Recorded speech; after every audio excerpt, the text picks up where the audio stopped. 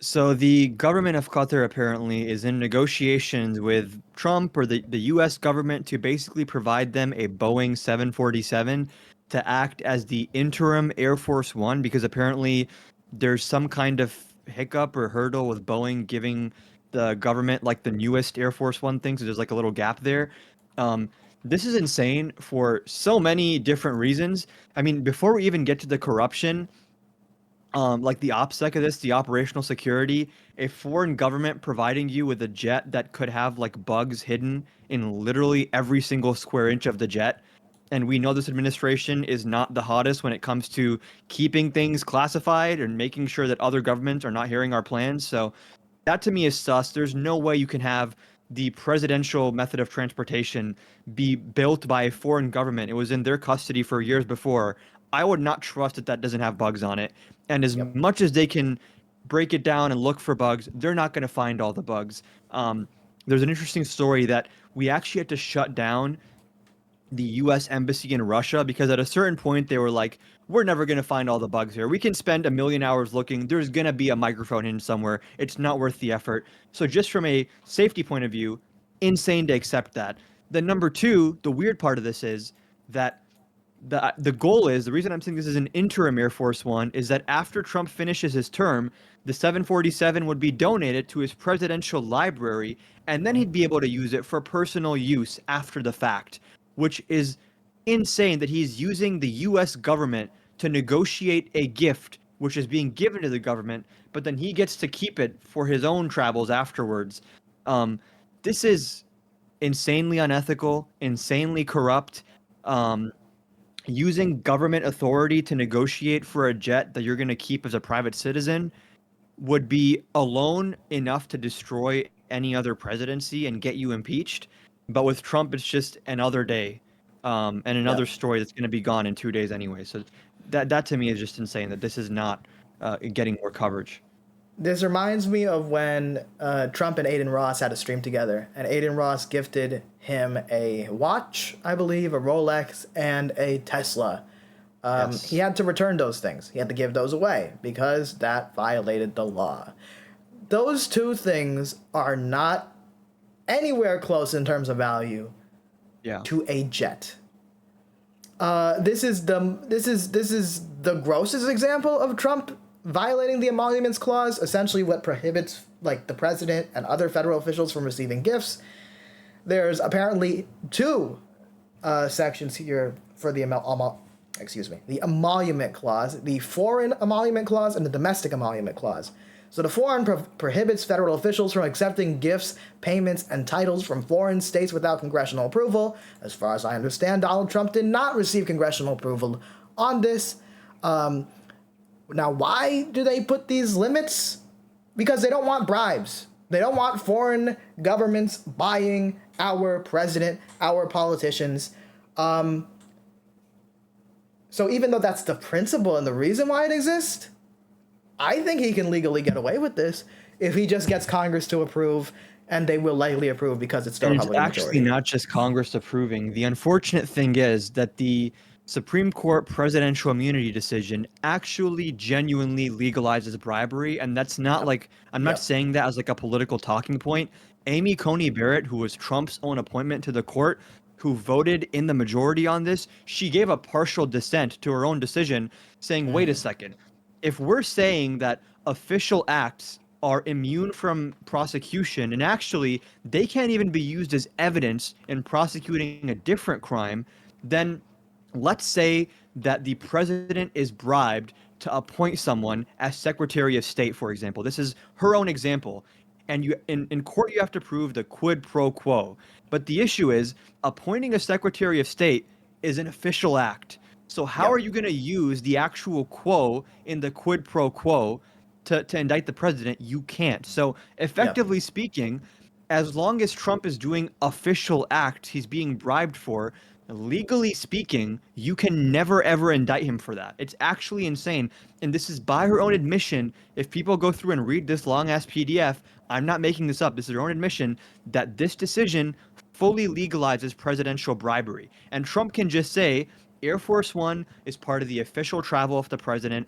I was accepting this in an official capacity for presidential travels. So that official act cannot be used as evidence in any court case. And if the only evidence, then there's no evidence. Then you can't even Yep. charge him with violating the emoluments clause or any sort of corruption statute, because Trump apparently is just this God king who can do whatever he wants as long as it's official.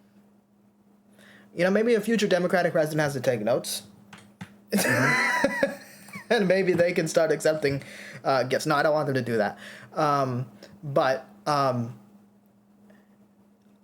what is there genuinely to add with a story like this? This is the most disgusting, in-your-face example of a foreign country buying out the president of the United States, or trying to, you know, throw in some money into the already massive pool of money flowing his way.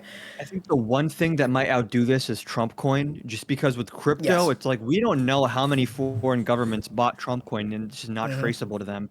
And then, did you see when Trump was asked about it, like the day before inauguration, or maybe the day after his inauguration, where they were like, "Oh, this has made you billions of dollars. What do you think?" And he said, and I quote, he said, "I don't know much about it other than I launched it." So like these, it's just like, it's so blatant. Can you imagine with all the Hunter Biden and Biden, they were working with China and they were on Chinese payroll, that, which by the way, Republicans investigated it for 4 years. I don't see any indictments. So if it was this horrible smoking gun situation, why did after at least they had 2 years of a majority investigating into Biden, why did no indictments come out of that? Why did no corruption come out of that? Interesting. But when you look at this situation now, it's so in your face and so blatant. And Trump doesn't even have to cover it up. He just says, "Oh, I don't know what you're talking about." And MAGA's like, "Okay, he doesn't know. That's fine," which is another issue in and of itself, which is that, are you okay with him being fucking stupid? Like, if you take him at face value that, yes, I don't know anything about this, that's almost worse. Like, who's telling you to do this then? But have you considered, though, Hunter Biden has a really big penis. And that, I can't stop thinking about Hunter Biden's penis. No, and I heard that's actually illegal based on the Republican arguments I've been hearing. Yeah. I think we got to start cutting dicks. I'm not going to lie. Yeah. But, no, it's either he is very aware of what he's doing, or he's being strung along like a fucking puppet by very wealthy people that want to make a lot of money off of him. Either way is the most unpresidential shit. And if Republicans were consistent, they would be completely outraged. But we know every single time. And look, there's certain things that Hunter Biden did that I disagree with. Like, I don't know if this was illegal for him to be part of the board in Burisma, but no, he does not belong in the board of Burisma. Yeah, that's fair. So but I don't even know if that's illegal. That's probably perfectly legal, but it's pretty clear it's shady. If it's if that's bad, because the idea is, oh, these Ukrainians, they're going to try to influence the president by having the vice president's son work on a board and get a bunch of money working for this company.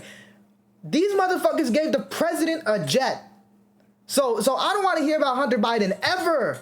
Yeah. The Hunter Biden stuff is done. Hunter Biden could run for president, and I don't even want to hear about the potential corruption. And Jared Kushner took billions from Saudi Arabia before Trump came in for his second term. And the dichotomy presented, it is the question, which is that, is Trump the one calling the shots, or is he just a vessel being used by, I think it's not even the ultra wealthy. I think it's these very ideological people, like the Stephen Millers. It's not just money. It's these people that have a very weird, perverted view of, like, we should have the tech CEOs just running everything because they know best for everyone. And like these institutions and this silly thing called democracy is just an impediment, just a hurdle that slows down what we want to get done. They see it as an annoyance in the way, rather than having reverence for these institutions or understanding democracy in and of itself is important because it slows these types of things down, because it acts as a check on these things. And I think the reality is it's a little bit of both, in the sense that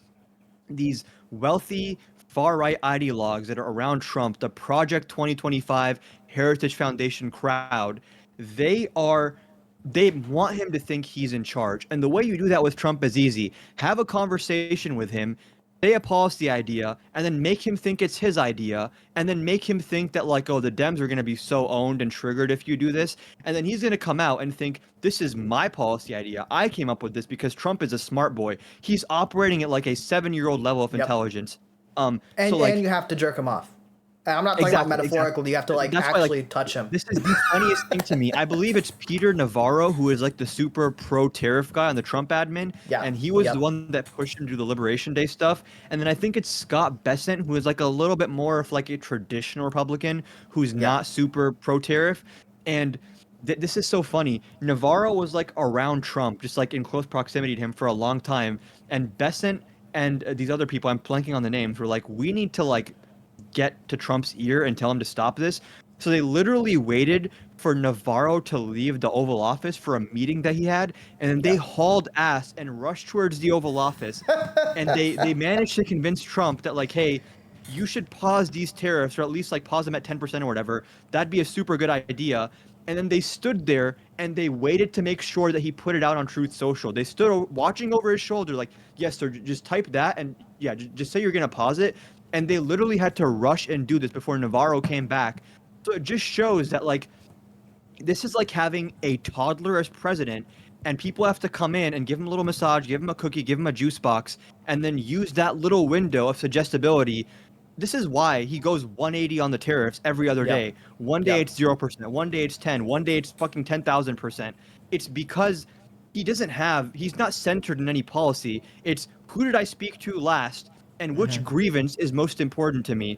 The entire thing he governs based on is like, I want revenge, I hate the libs, they went after me, and then which person in my circle is buttering me up the best? Is it Kash Patel? Is it Pam Bondi? Is it Scott Bessent? Is it Peter Navarro? And based on whoever I spoke to last, I'm going to let them get their pet project through an executive order. He's not reading these executive orders, and to be fair, most presidents are not writing their own executive orders, but they still know a little bit about what's happening in them. For Trump, it's that people are using him as a vessel, and they're really good at convincing him, sir, this is your idea. Sir, this is going to go against all those liberals in the deep state that went after you. This is why he went after the law firms that Jack Smith was working with. This is why he instructed the Attorney General and DHS to open an investigation into this guy named Chris Krebs for the horrible crime of saying that 2020 wasn't stolen. This apparently is now grounds to launch a criminal investigation into someone. So... Uh-oh. The screen has frozen. Hello? Did I lose connection? I think I might have lost connection. Uh-oh. Able to basically get him to do whatever they want. Hello, can you hear me? Uh-oh. And you are now frozen. I am frozen. Or am I frozen? Yes. Wait, you can hear me now. Hold on, let me... It's on my end. I can tell. Let me try to fix that. I think he's frozen, and I'm the one that's... Or maybe I'm frozen and he's still live. No, it's me. Or did his computer die? Don't worry, I'm coming back. Okay. Hello. Your video is still frozen? Okay. Are we back? I think you're back. Okay. Hold up. Let me turn on and off my camera. Yes. A little bit blurry Minecraft resolution I'm seeing right now, but... Okay. Wait, I think we are back on my end. But the live stream, let me check how that's running. Oh, the live stream finished. So I'm just going to restart that very quickly. Much better.